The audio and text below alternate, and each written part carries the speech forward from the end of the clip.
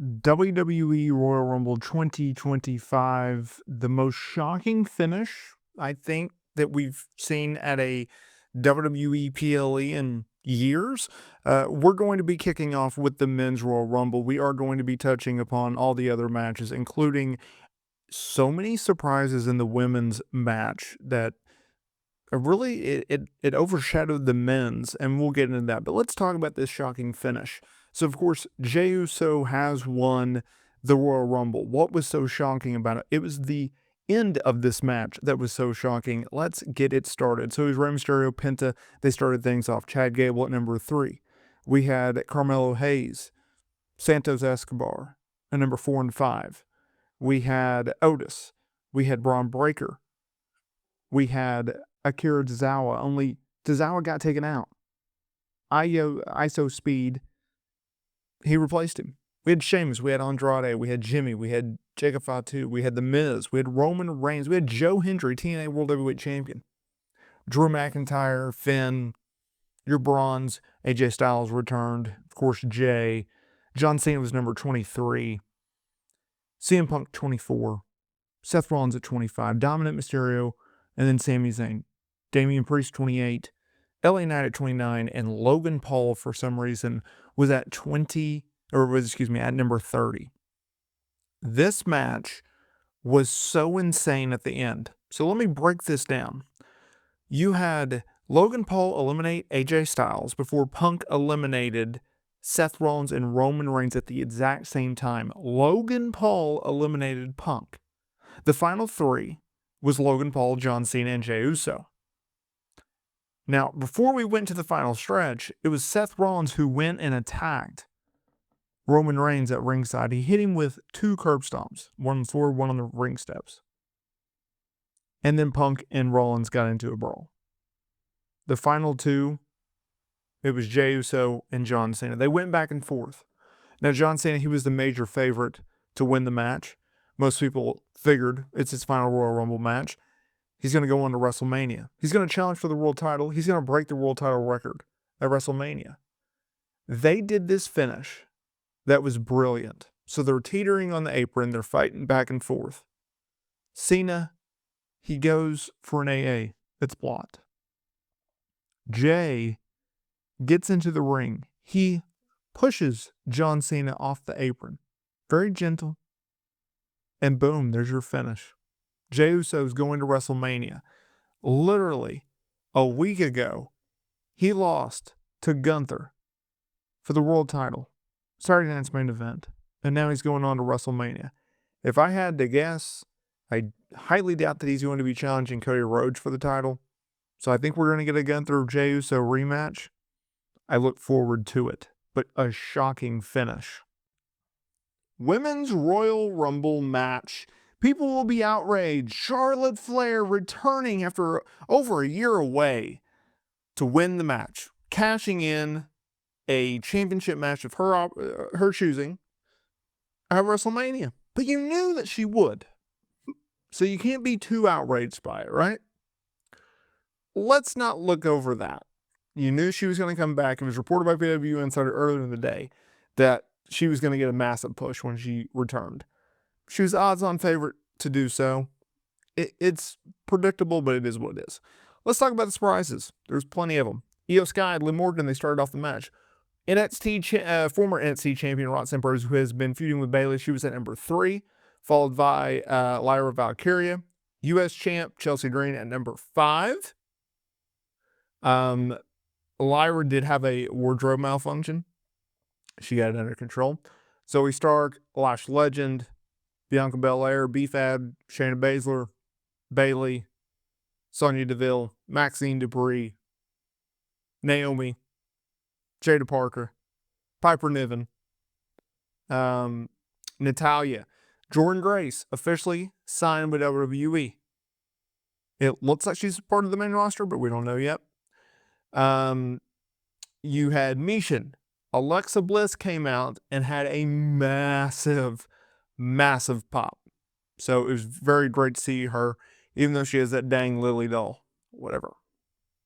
Candice LeRae, Zelina Vega, Stephanie Vanker, Trish Stratus was out at number 26. Raquel Rodriguez, Charlotte came out at 27.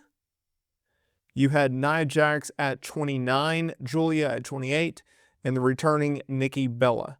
Your final three was Nia Jax, Charlotte Flair, and Perez. Flair eliminated Jax before doing it to Perez. So, like I said, it was predictable, but you knew it was going to be. So, we'll see. If I had to guess, she's probably going to go probably after Tiffany Stratton. She played off as a heel or a babyface in this match. So, if I had to guess, that's where they're going. But either way, I'm good with it. Okay, let's talk about the wonky tag team title match. 2 out of 3 falls. It was DIY, Johnny Gargano, Tommaso Ciampa, putting the championships on the line against the challengers, Motor City Machine Guns, Chris Sabin and Alan Shelley. It was a 2 out of 3 falls match. The champions went up really quick, got the first fall right away. Okay. Didn't have a problem with that. I saw criticism online of it. Motor City Machine Guns fired back at a second, or scored technically a second fall, but it was their first fall, so it was tied up 1-1. Now, we knew Motor City Machine Guns weren't likely to win this match. We knew that. I think if you were being realistic. And then, all of a sudden, there's a guy in a mask, or a hoodie, I should say. He jumps on the apron. What is this? We see Angelo Dawkins hop on the other side of the apron. So you got one guy distracting the referee. You have another guy looking, taken out, I believe it's Alex Shelley, with the crutch. This allows DIY to win the match. Huh. Okay. What's this all about? Are they aligned now with DIY? That doesn't make a lot of sense. Well, Michael Cole had his notes very clearly out, because as he was about to go into his speech, it was the Street Profits laying out DIY and standing tall with the titles.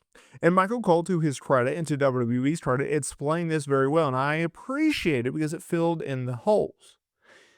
Essentially, it was DIY that took out the Street Profits in a mystery attack angle. I believe that was the number 1 contenders match or the title match. I can't remember. But I think so. And he explained that the Street Profits wanted to help DIY retain the titles so that they could beat them for the titles. I love that psychology. I was really, really happy that they went with that route. I thought that was very, very smart. So that's what happened. Okay, so let's talk about the Cody Rhodes, Kevin Owens, undisputed WWE ladder match. All right, this was insane. The pacing of this match is what was insane. Look, it was brutal. We knew that was going to happen. We knew Cody Rhodes, Kevin Owens, they were going to bring it, and they were going to bring the intensity, but I didn't expect the brutality, the violence, the grittiness of this match, and that's what this match was all about. If you thought that they were going to go out there and do a bunch of high spots, well, that's not necessarily a Kevin Owens type of match. That's not even a Cody Rhodes type of match. It's going to be a fight, and you knew in the lead up that could be the case, because Cody Rhodes made it very clear that he wanted to have a fight with Kevin Owens, and that's exactly what they did. They fought out into the crowd. Obviously, at the end of the match, Kevin Owens, he got busted open. Got busted open pretty good as well. They did a very plotting match, but it was controlled by Kevin Owens. He beat down Cody Rhodes the majority of the match. But more importantly, they made the big moves, the big spots, the big bumps matter. And you can criticize that it may have gone a little bit long. You knew it was going to go long on a 4-match show. You knew it was going to go long because this was the blow-off. But I like the fact that Kevin Owens got bloody. I like the fact that they made it feel like a true fight, a true grudge match. The spot where Kevin Owens got Alabama slammed off the announce table through a ladder was insane. The most underrated spot of this entire match, in my opinion, was Cody Rhodes suplexing Kevin Owens on a ladder that was laid down on its side in the ring. And he got backdropped onto this thing, and it looked so painful. Props to Kevin Owens for taking that bump. Props to WWE for signing off on that bump. Absolutely insane. Insane. But, they've worked 3 matches. This is clearly the payoff, the blow off, if you will. I've enjoyed it. It's been 8 years since Kevin Owens has held a world title in WWE. I'm hopeful that will change sometime in 2025. Yet another Royal Rumble world title match for KO. Yet another loss for Kevin Owens in a world title match at the Royal Rumble. Just keeps up coming up short.